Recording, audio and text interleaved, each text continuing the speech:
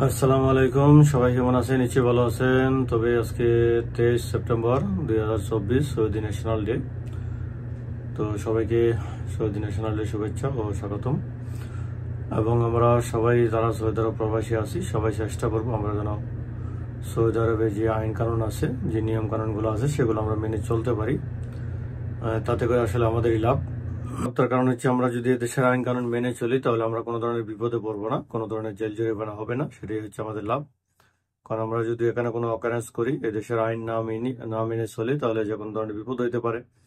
আর যে কোনো একটা বিপদ হইলে বলে কিন্তু এখানে আসলে কেউ সাপোর্ট করার বা আপনাকে কোনো ধরনের সহযোগিতা করার কোনো লোক পাবেন না। তো এই জন্য আমরা যতটুকু পারি চেষ্টা করবো সে দেশের আইন কানুন সবকিছু মেনে চলার জন্য। আর যেহেতু আজকে সৌদি আরবের ন্যাশনাল ডে, সেই ক্ষেত্রে অবশ্যই সরকারিভাবে ছুটি রয়েছে এবং সেই ছুটিটাও 2-3 দিন থাকবে। তো বাকি যে কোম্পানিগুলো আছে, আমরা যেমন কোম্পানিতে আছি আমাদের কিন্তু ডিউটি আছে। আজকে এখনো ডিউটি যাবো, আসলে এখন সকালটা আমি ভিডিওটা করতেছি, তো একটু পরে আমি ডিউটি চলে যাব। তো এরকম সবারই কম বেশি হয়তো অনেকের ডিউটি আছে, অনেকের নাই। তো যেহেতু এটা আসলে প্রবাস, সেখানে আমরা ছুটি বা অন্য কিছু অনেক বেশি আনন্দ করবো সেরকম সুযোগ নাই। তো তারপরে যতটুকু আছে, যে যেখানে আছেন যেভাবে আছেন অবশ্যই ভালো থাকবেন। আর আজকের ভিডিওর মেন বিষয় যেটা হচ্ছে তা হলো যে আপনারা ইউআর পে, মোবাইল পে বা বারেক, এক কথায় যতগুলা ওয়ালেটে আপনার যে মানিগ্রাম যুক্ত ছিল, মানে আপনার নামের উপরে টাকা পাঠানোর জন্য যে সিস্টেমটা ছিল, বিগত কালকে বা 2 দিন আগে থেকে মনে হয় এই সমস্যাটা হইতেছে, যেখানে মানিগ্রামটা পাওয়া যাচ্ছে না। যেমন ইউআর পেতে যদি যান, আপনি আগে 3টা অপশন ছিল, তোয়াল আলাজি, ট্রান্সফার্স্ট এবং মানিগ্রাম। তো বর্তমানে কিন্তু মানিগ্রামটা নেই।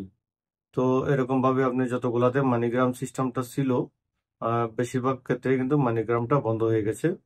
তো এখন আসলে মানিগ্রাম কোনো হ্যাক হয়েছে কিনা বা মানিগ্রাম কোনো ধরনের ট্রানজেকশন থেকে গভর্নমেন্টের তরফ থেকে কোনো ধরনের সমস্যা হয়েছে কিনা, তো আসলে এই বিষয়ে বিস্তারিত যতক্ষণ না জানা যায় ততক্ষণ আসলে কিছু বলা যাবে না। তো এই বিষয়টা এখন আমরা কোনো কিছু কনফার্ম হইতে পারি না যে আসলে কেন মানিগ্রাম বন্ধ করে দেওয়া হয়েছে।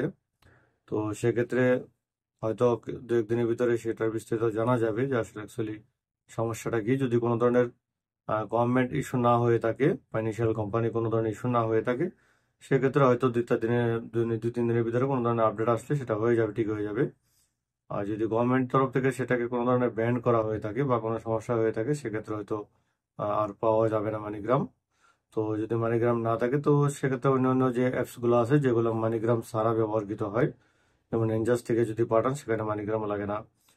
তারপরে আপনার মোবাইল ইপে থেকে এখন বর্তমানে বন্ধ আছে, কারণ মোবাইল ইপের সম্পূর্ণ সার্ভিসটাই মানিগ্রাম করতো। আর বাকি বারেক থেকে যদি আপনি অ্যাকাউন্টে পাঠান তাহলে অন্যটা পাঠাতে পারবেন। আর টেলিমানি আছে, তারপরে এলিনো এক্সপ্রেস আছে, তারপরে এসটিসি পে আছে। তো এই ধরনের আরো অনেক ওয়ালেট আছে যেগুলোতে মানিগ্রাম লাগে না, অন্যগুলো থাকে।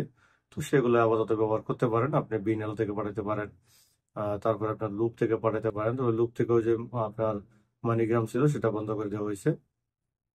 ঠিক একইভাবে যতগুলোতে মানিগ্রাম ছিল, মোট কথা বলতে গেলে আপনি মানিগ্রাম দিয়ে এখন টাকা পাঠাতে পারবেন না, আপনাকে অন্য কোনো অ্যাপস ব্যবহার করতে হবে। তো এটা নিয়ে আসলে টেনশন করার কিছু নেই। আসলে আমি এটা ভিডিও করতাম না, ইতিমধ্যে আমাকে প্রায় লোকেই মেসেজ করতেছে যে ভাই আসলে মানিগ্রামটা নাই বা টাকা পাঠাতে পারতেছি না, এসে তো ওই জন্য আসলে ভিডিওটা করা।